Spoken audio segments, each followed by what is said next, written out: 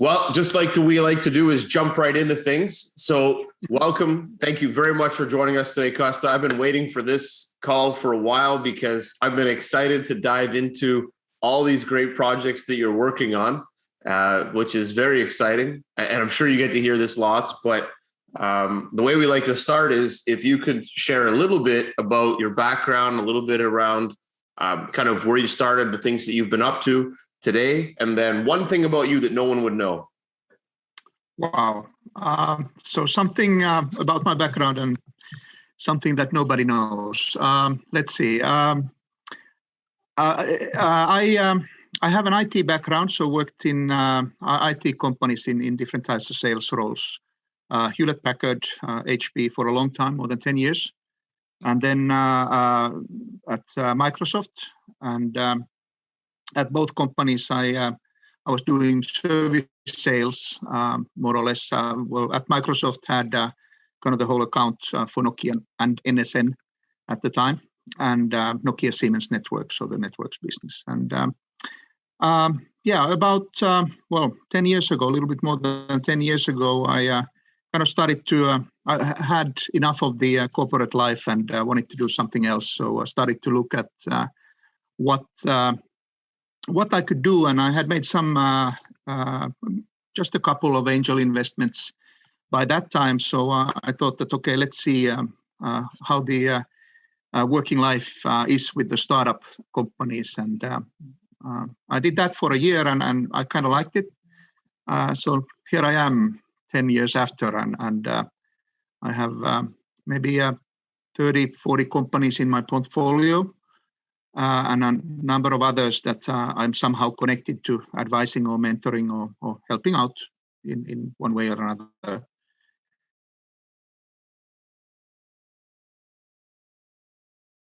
Very exciting. And been doing that in a very detail that nobody else knows. So this is not a complete secret, but in Finland, there was a very famous startup accelerator program called Startup Sauna that was started like 2008, 2009, I guess, something in that timeline. And it's now been on hold for a few years, but I'm actually the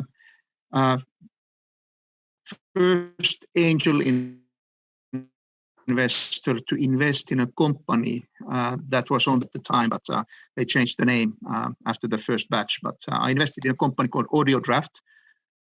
The company still exists. Very happy about that. It hasn't been a big success yet, but we're still hoping for it to be. But did my first angel investment into the first batch of that. Awesome. We're having a little bit of internet connectivity issues, but we'll it looks like we'll be able to work our way through them. So I want to kind of go back a little bit to your tech background and then explore kind of how that's really enticed your angel investing. So if you go back to your Hewlett Packard and your Microsoft days on the technical side, what are the things that really stand out the most that you learned about companies? Was it because while you were in these big conglomerates that you were getting access and exposure to early stage companies, and then it was giving you kind of this framework for how you invest today? Or did it just become a random learning and you just dove into early stage startups? So how I got started and kind of the impact of the technology companies. So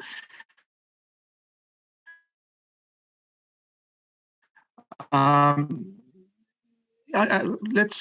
give you a little bit longer answer. So I think because what I learned from companies like HP and Microsoft was kind of how large organizations work, and that has been very useful for me in many ways. So there are processes and there are forms to fill in, and you need to give feedback and you need to receive feedback, and there's ways of doing things, if I put it very clearly, and that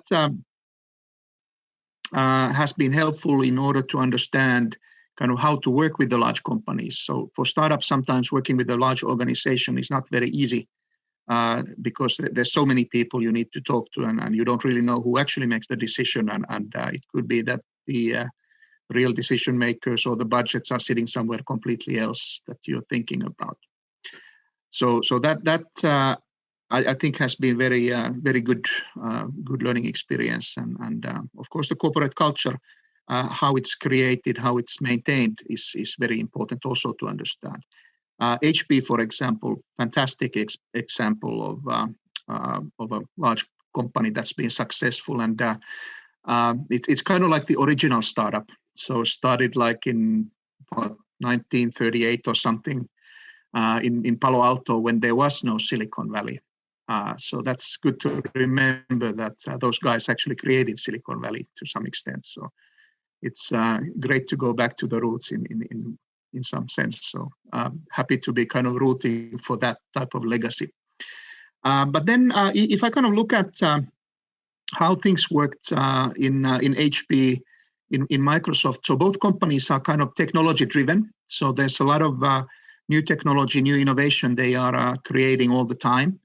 And that also draws the attention of other companies. Usually they are kind of small or medium-sized companies that kind of connect with the large companies to create some sort of a service offering or a solution. And HP had like 20 years back, or actually more than 20 years ago, they had this function called HP Bazaar that was like, it's basically what we call co-working spaces nowadays. So it was like an open area.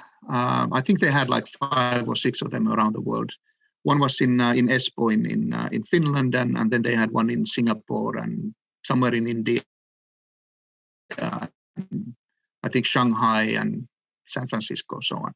But anyway, the idea was that they opened up like their internal office space and invited small technology companies and larger ones also to join in.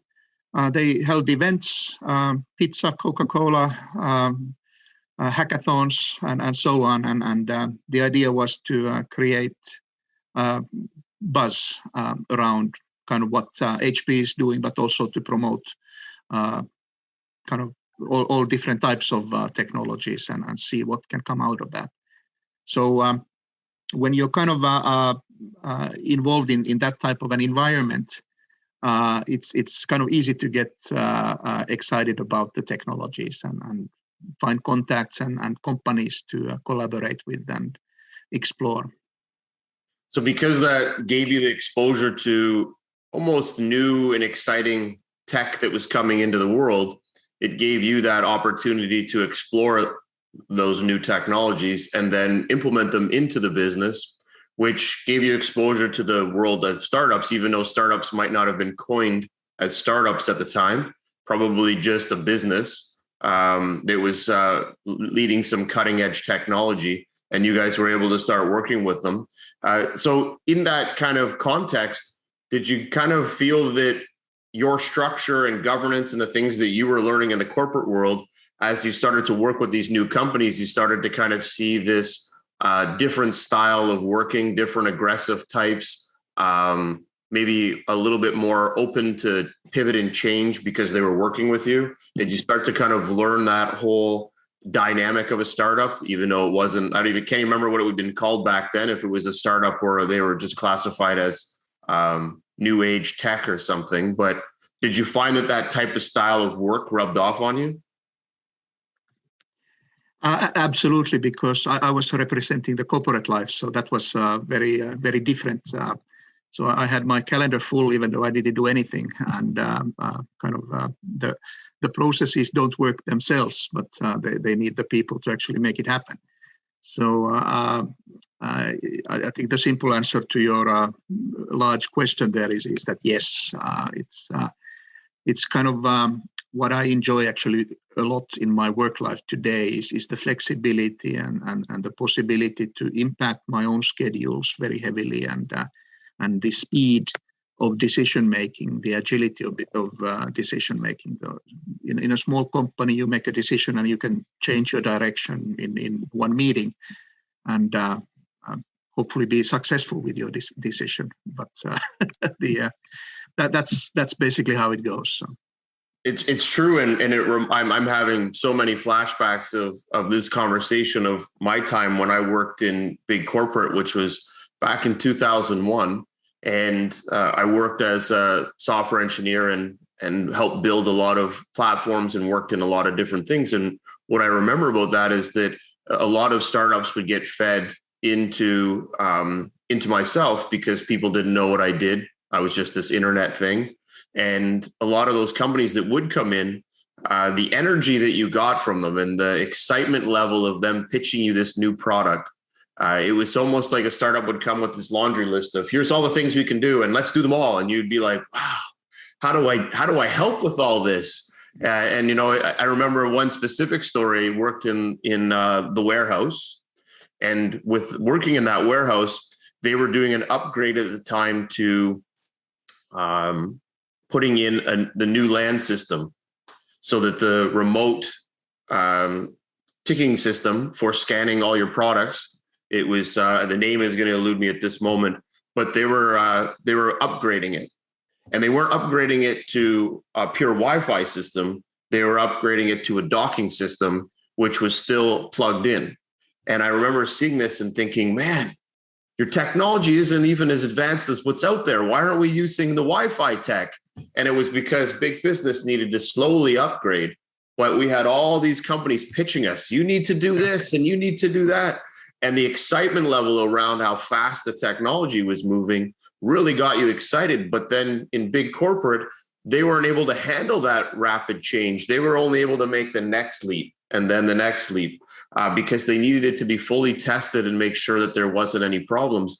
And when you think back, rightfully so, is that maybe they were right, that slower process enabled them not to have dead zones, things that wouldn't connect, having handhelds that were useless. So I think that technology, as fast as it runs and as fast as startups and the world wants to work, is that sometimes you do have to have that base level to kind of protect what is your business and how it operates. Your thoughts?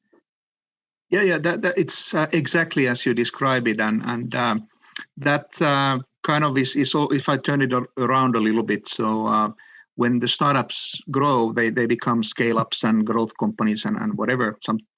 At certain point they become big companies, and those are kind of the issues that they need to tackle on the way to becoming like more mature.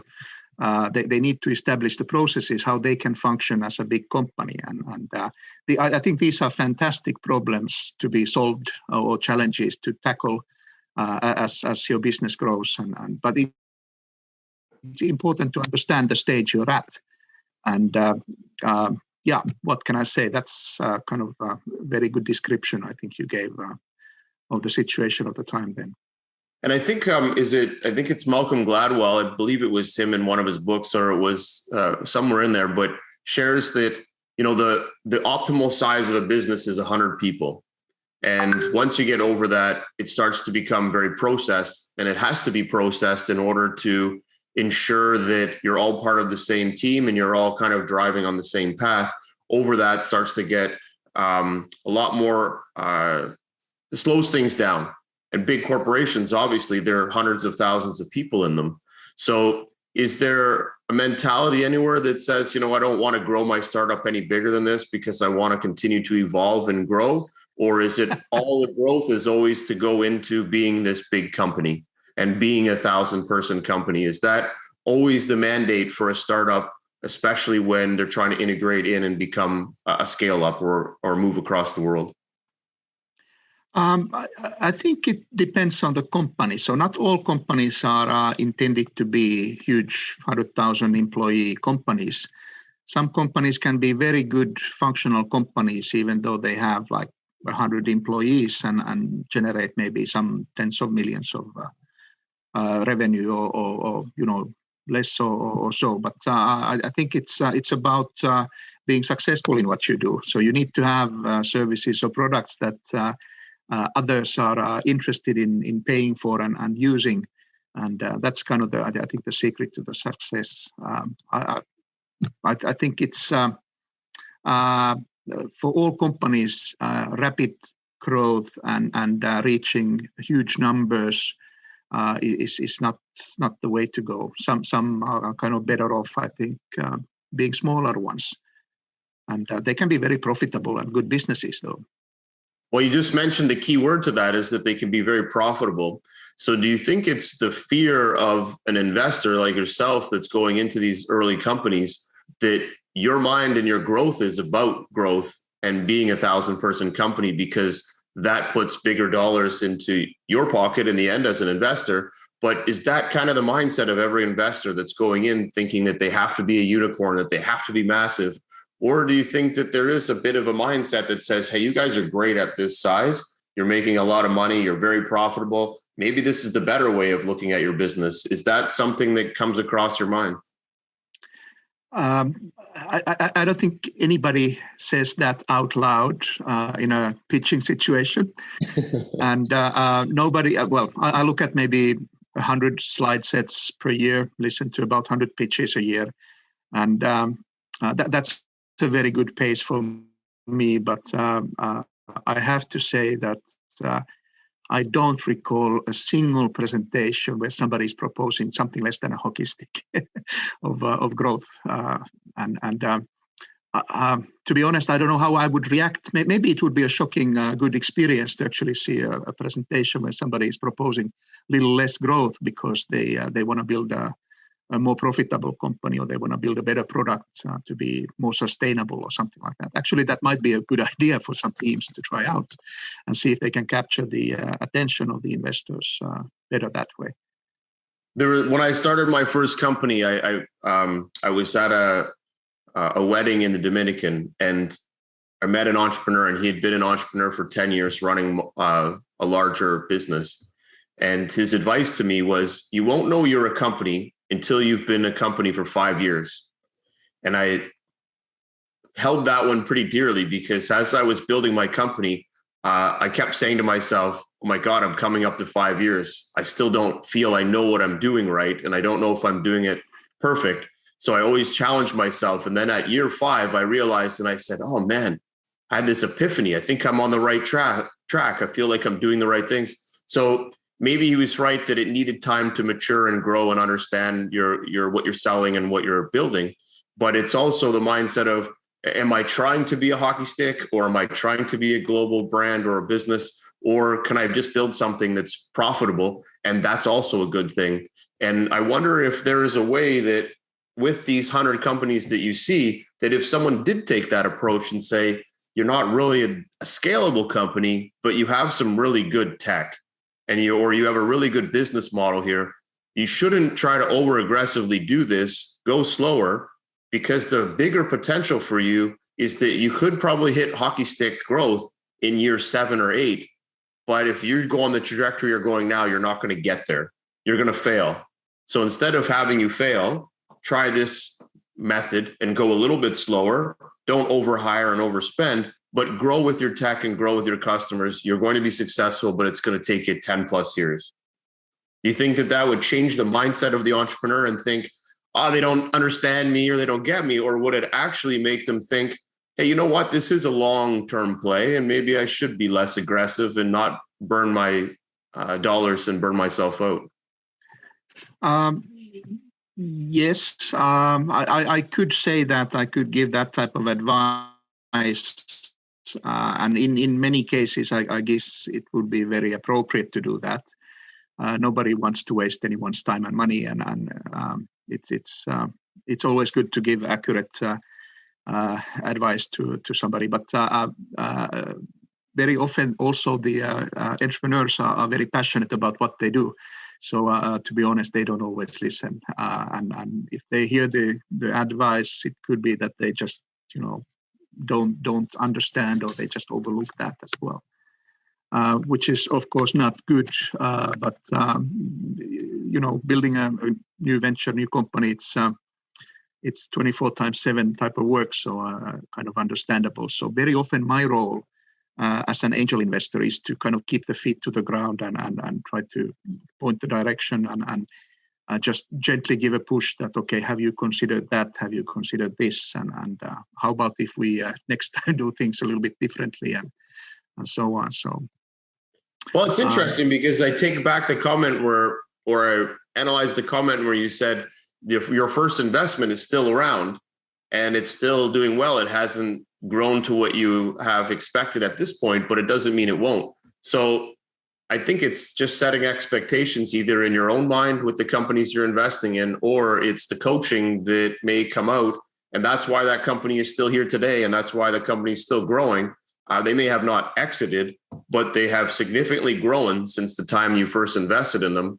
And they're still here, which I think speaks volumes to the companies you pick or the companies that you get behind, is that duration, a long duration doesn't mean that it's not successful. It's successful in their own mind, but I'm sure a little push here and there could escalate them a little bit more.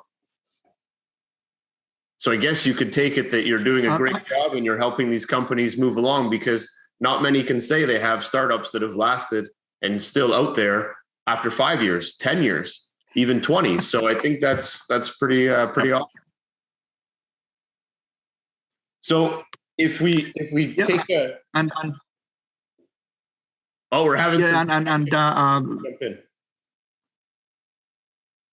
just I wanted to kind of say that this company that's been around for more than 10 years now, it's they have pivoted their business model several times. So it's not that it's still doing exactly the same thing as it set out to do, but they have changed and pivoted a little bit to kind of the business they're in. And I think that has been a good learning, and it's a good example that you need to adapt also to the market conditions, how your customers work, and change your business model accordingly. And with those pivots, did you find that did they have to go and raise more money to make the pivots so that they were able to continue to be successful, or were they able to utilize what they had originally built and make that pivot on the dime of the business? It's a split. Sometimes yes, sometimes no. So it has depended on the situation a little bit. But basically, the new ideas have come from the old model of doing things, and then suddenly everybody's realized that, hey, we're not doing the right things because the customers are heading somewhere else. We need to be where the customers are, or we need to meet the new requirements. And then kind of it started a process where the business model and services have been kind of reconsidered and rebuilt, basically. Very exciting.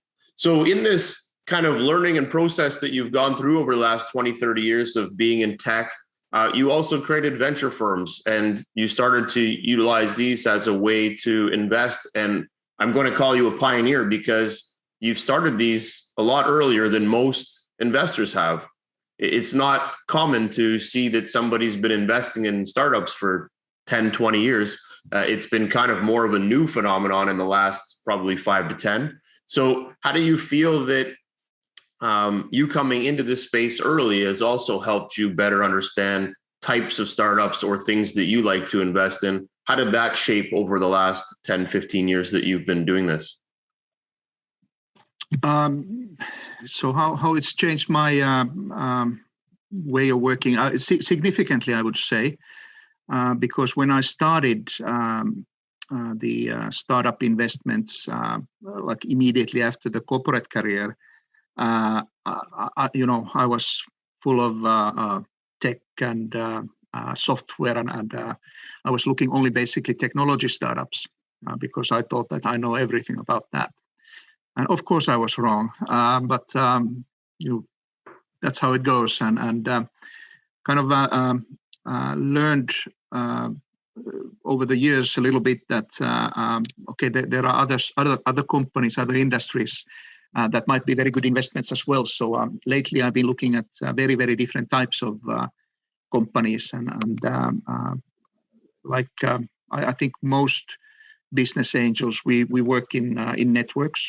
So I have a network of friends that when there's a new slide set, I call somebody who I know might be interested in that type of a case, and vice versa. And that's kind of how I've sort of stumbled onto friends who some are specialized in impact investing, and some specialized in food investing, and so on. And sometimes the cases are very interesting, so it makes sense to actually invest in education, for example, which I never considered as a business at all.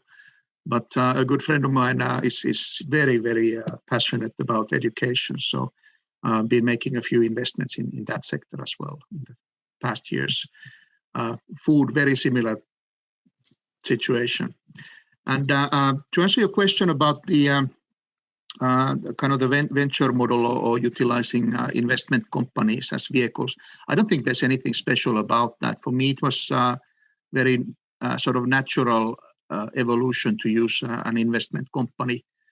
So I have one kind of like a family office one, which I use for personal investments. Then I have another one called Random Ventures that I own 50-50 with an angel investor friend of mine.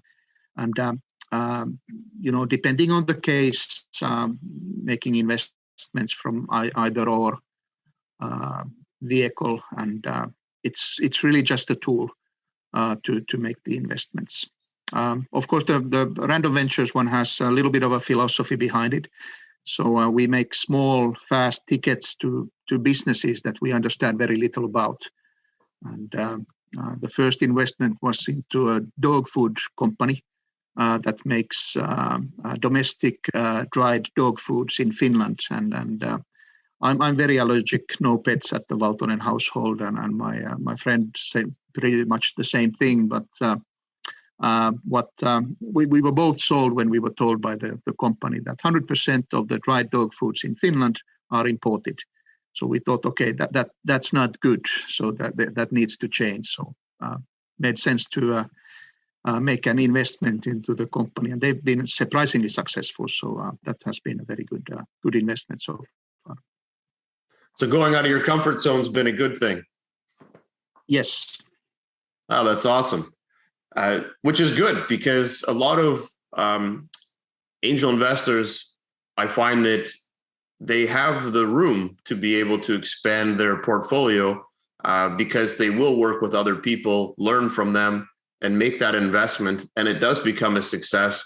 Even like I said, when they know a lot about one area, that one area, sometimes maybe you have blinders onto it as well, because you think that, oh, this might be too hard to do. This might be a fast win, and find out that it's not, and it took a lot longer because maybe the tech has advanced further than you could have imagined or how you worked with it. Whereas someone coming into a new space that hasn't seen tech or hasn't been able to operate the same way, this new change could really bolster a new big company out of it. So that's exciting. And I think a lot of investors probably should take that mindset more, to partner with people and look at like-minded or people that have stronger skills in different areas, so that you can make some exciting new adventure investments. Absolutely. So one of the things that really attracted me to what you guys were doing, or what you were doing, is that you have a couple of ventures that you're currently working on, which are, I think, massive impact, especially on the countries. So I have to touch on this before we go into the rapid fire questions, but can you give us a little bit of an understanding and share a bit more about the tunneling project and how this is all put together and how you fit into this? And are you an investor in it? Are you running the project? How did the project get started?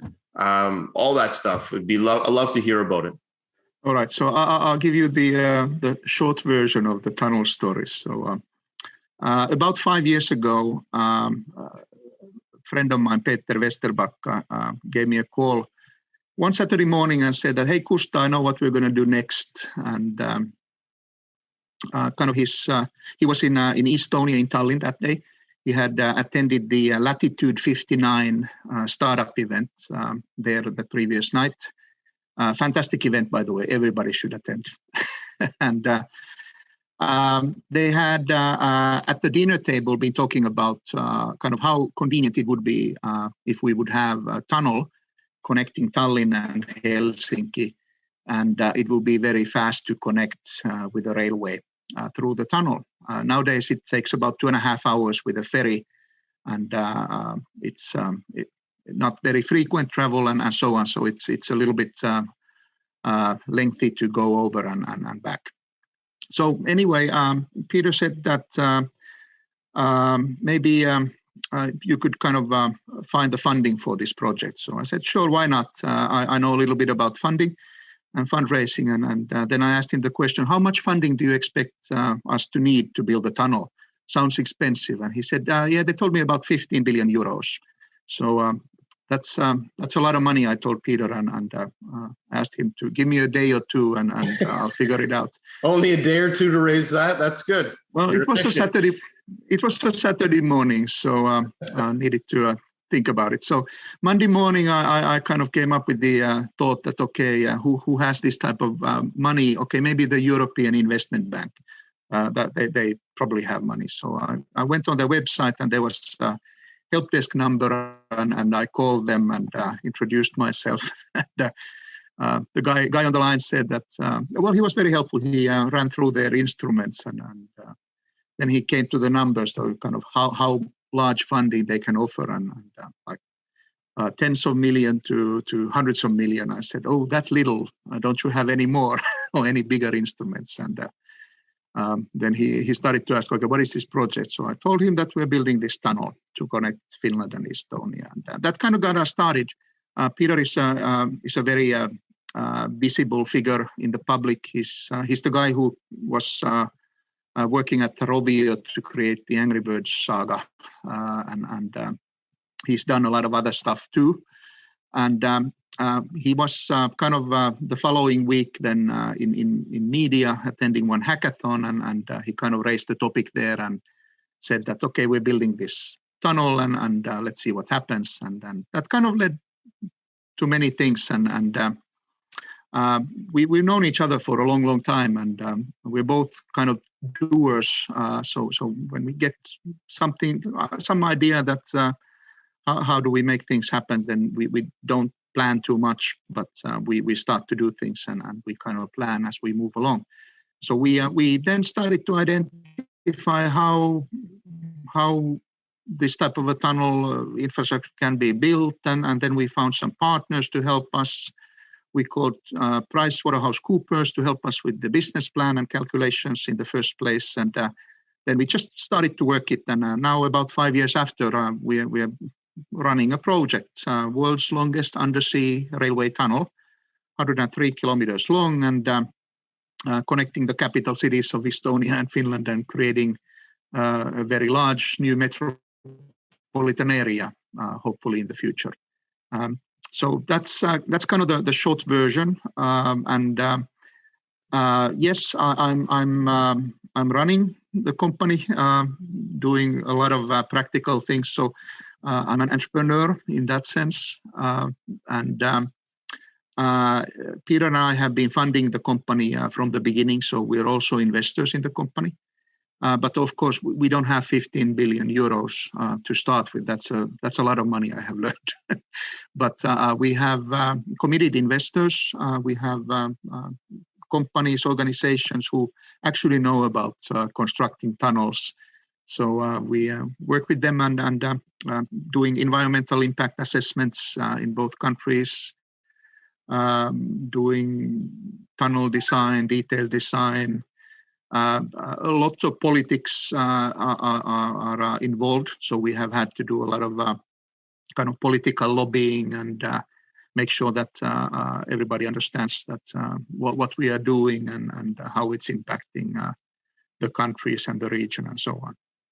And for us, the tunnel is just a detail, so it's just one little detail of kind of the whole plan. So what we actually set out to do is to create economic growth into the area. So we have two fantastic countries. Finland has created a number of unicorn companies. I think we're in top 1 or 2 places VC capital, venture capital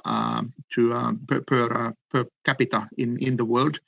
Estonia #1 in creating unicorn companies per capita in the world. So 1.3 million people, and they've created 7 unicorn companies so far. Skype, for example, originating from Estonia and so on. So there's a lot of good activity going on in the area, and that's why we call it the finest Bay Area.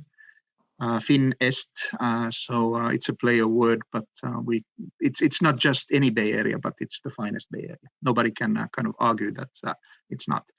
And for us, this tunnel will enable us to create kind of this economic boost. We hope that it will attract more startup founders, students to come and study in Finland, in Estonia, maybe start their own business and be successful, stay and live here, and change the world on their behalf. So that's kind of the nutshell story. Well, it's an amazing story, and I get goosebumps just hearing it because it's a massive, massive, massive project. And Estonia does have an awesome ecosystem. I've met so many great entrepreneurs in Estonia. The government is so well backing the whole ecosystem. And of course, in Finland, doing the exact same thing. They're bringing people in all over the world to help them build a huge and a massive undertaking, but a great ecosystem as well. So did you guys, when you're doing this process to build this out, was a lot of it based on what the through traffic would be? So did you have to analyze all the flights going in and out of both countries and how much economic value can really come back to each city so that you can kind of divide the cost? Is that the idea of getting both countries built into this so that they can see the value that would come out? Because you're undertaking, maybe it's 15 billion, but I'm sure when it's done, it'll be 30 billion because it probably will have a lot of nuances that will get corrected, fixed. Startups will come in. There'll be a lot of real amazing build in this. But has there been in that analysis, is it really all about how these two countries can come closer together, or is it more about how many jobs can we create and how much value can we bring back to the ecosystem in both countries? That's a very broad question, and it's all of that and more. When we started to build the business case, we did it exactly as you would do it for any business, small business. You take an Excel sheet and you start from there. But we fortunately found some like very good business models that, or like frameworks that have been built. So we have been using the World Bank Railway Reform Toolkit methodology. That's like the manual alone is like 650 pages or something like that. So it took our economist, like one summer when he built the model. But kind of based on that, we just estimated different types of parameters, traffic volumes, cargo volumes, ticket pricing, lifetime of a tunnel, and so on, and all sorts of interest rates, inflation rates, and so on. All the basic stuff that you need to build a business case. And we got some very good numbers out of that, so that was encouraging. And then we kind of just worked it from there. The actual impact calculations and estimates were done by a professional market research agency in Finland that does that like all the time, and they found a very good reference case for us. There's a tunnel and a bridge combination that connects Sweden and Denmark that was built about 20 years ago, and that gives us a very good reference point. That what happened when the Öresund bridge that connects Malmö in Sweden and Copenhagen in Denmark opened, that basically employed all the unemployed people in Malmö area in Sweden. They all went to Copenhagen to work, and all the Danish people bought second homes or first homes in Sweden. So the property pricing went up. So it has been a very good collaboration overall for those countries. So we anticipate something similar will happen between Finland and Estonia when the tunnel opens. Amazing. It's just, yeah. How do you sleep at night? I'd be so excited all the time working on this project. I wouldn't be able to sleep. I would be just wanting to keep going. Another cup of coffee and another build out. So I guess the big question I sleep well. The big question before we transition again, but when do you break ground? What does that look like? What's the timing? We hope that we could start to drill and blast or bore next year. So 2022. It's going to require a lot of hard work, but that's what we're aiming for. And we have set ourselves the target that the trains will be running 24th of December, 2024. So that's not far away, but it's no, not at all. That's awesome. Well, I look forward to hearing more about it. And if you need us to raise some money over here, we'd be more than happy to. I think that would be very exciting to be able to jump into a massive project like this. Okay, I got to ask one more question. How do you think this project will scope and change the way other countries look at themselves? Do you think that this will open up more countries to want to do something similar? I am sure more countries will want to do something similar because it sets an example that something like this can be done, and it's going to have a big impact on the people, on societies, economies, and so on. And I'm not saying we're the first ones, and the tunnel is not even our idea. It has been flowing around in Finland, Estonia since like 1850s or something, I think the first reference points. And as I mentioned, this Sweden-Denmark example, they've done it already. And now they're actually planning a new tunnel.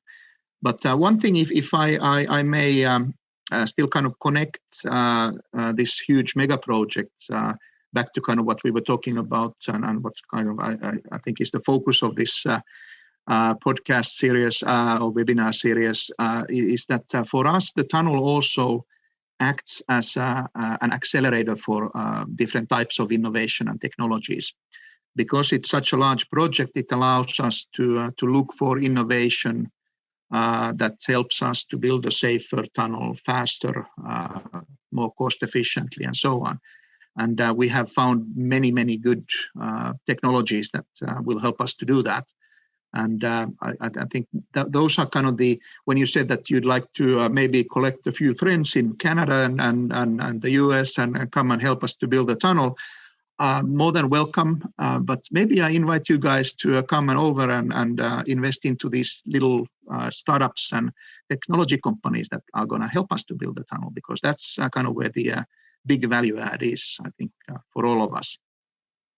I wholeheartedly agree with that. That's a great way to segment it into the conversation we were having before as well, where it was bringing companies in to work in this space, opening up a whole new realm of a startup ecosystem that no one would have thought could have existed because, 20, 30 years ago when they were doing this, startups weren't as prevalent as they are today. And it was the same discussion we had about the mines and going underground and acting like it's Mars and bringing all these startups from Israel and around the world that are looking to go to Mars and utilize that new tech. And the only space they can do is it underground, and it's, 50 meters underground, and that's where they're able to test that startup equipment. So I love that. And I like the way you're thinking is that there's such a big opportunity for a whole new area of startups to come in and start finding ways to burrow quicker, faster, change the way concrete's being structured and made. There's a lot of things that can come out of this one project. They can open this up around the world and create a whole different mega project industry.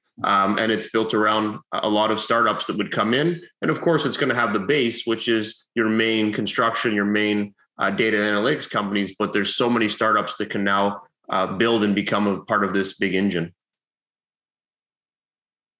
Exactly. Very exciting. That's exactly what, yeah. I love it. Glad you like it. Yeah, no, it's very exciting. I want to move to Finland now. We need a big project like this.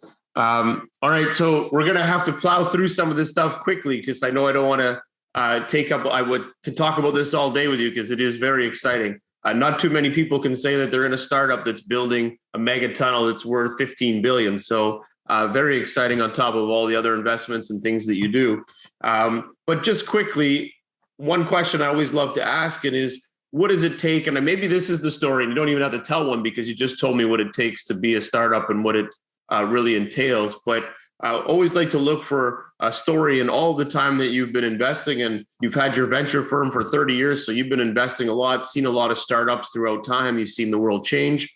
Is there a startup that really just comes to mind that you just love the story, that perseverance and what they went through got them to having an awesome build out, or they went through a troubled time and they were able to get through it? Is there any heartfelt story that really pops to mind that really announces what it takes to be an entrepreneur and what it takes to be a startup? One company comes to mind, and it's actually one that connects with the tunnel project very closely, that we're working with at the moment. I haven't invested in the company, maybe down the line, but it's a company called GA Drilling from Slovakia. They've been around maybe 8 plus years. They've done maybe, let's say tens of patents, and about 100 people been working there, and they do plasma drilling. So the patents and technology they have created is to help drill faster boreholes.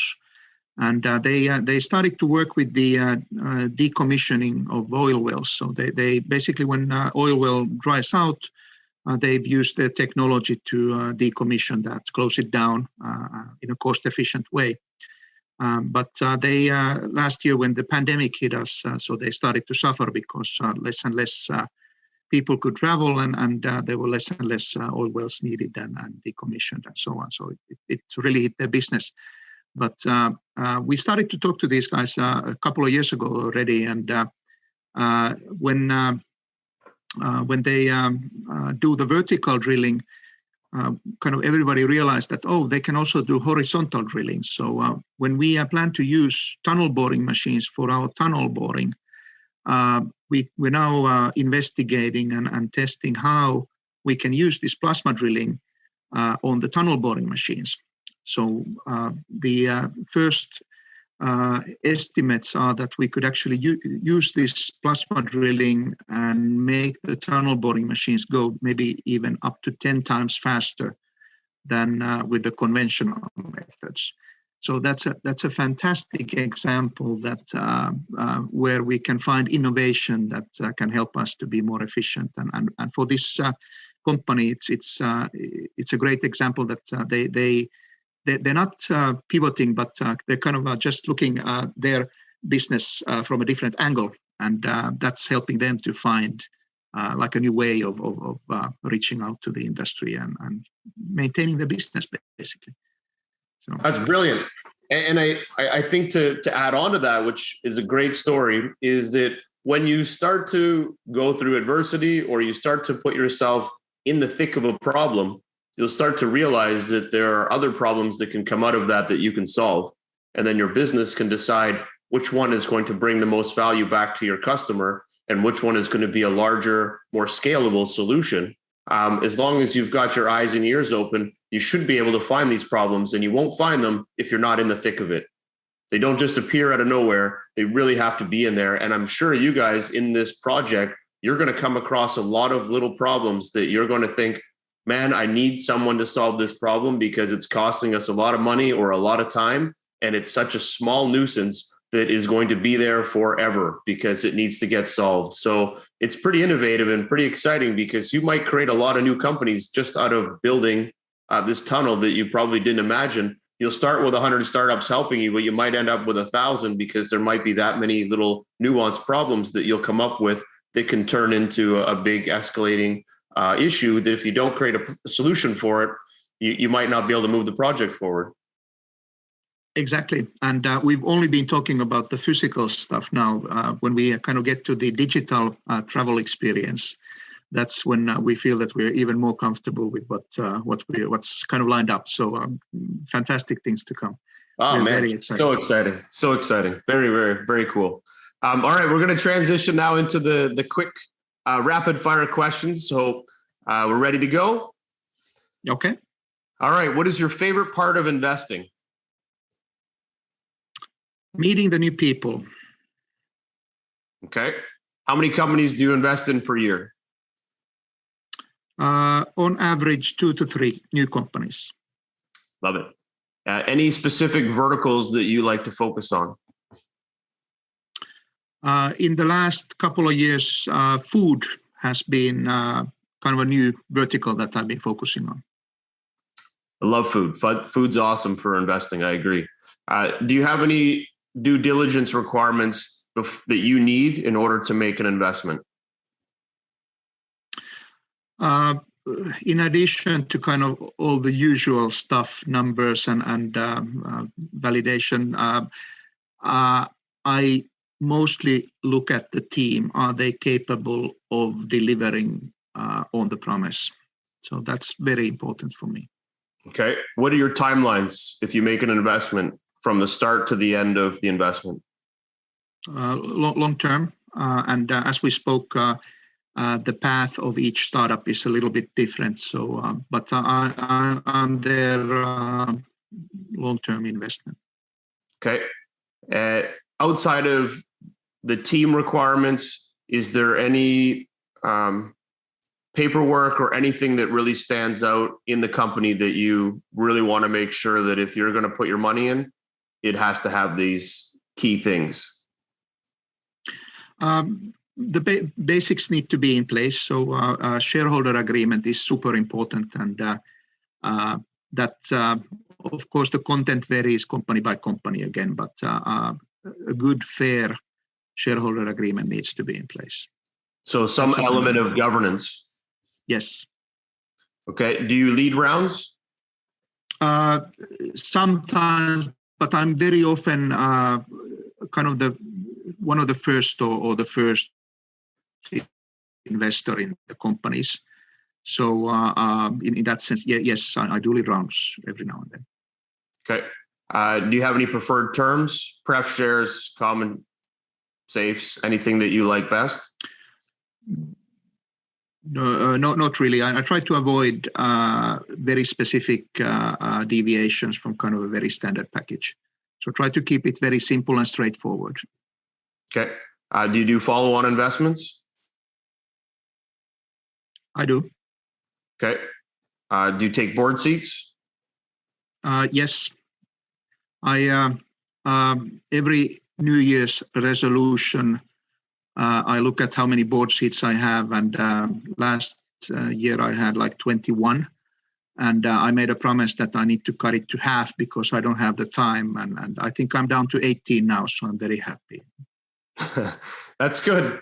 A little bit of chopping frees up some of your time. Okay, last question. What was the story that got you started in investing in early stage companies? What was the story? I suppose the success of others. That's very encouraging and very good role model. So kind of seeing how people are able to grow the companies into successful businesses, and that's lead by example. So that's what triggered you, got you excited, and you're like, I got to invest in these guys. This looks too cool. I got to jump into it. Yep. I love it. I love it.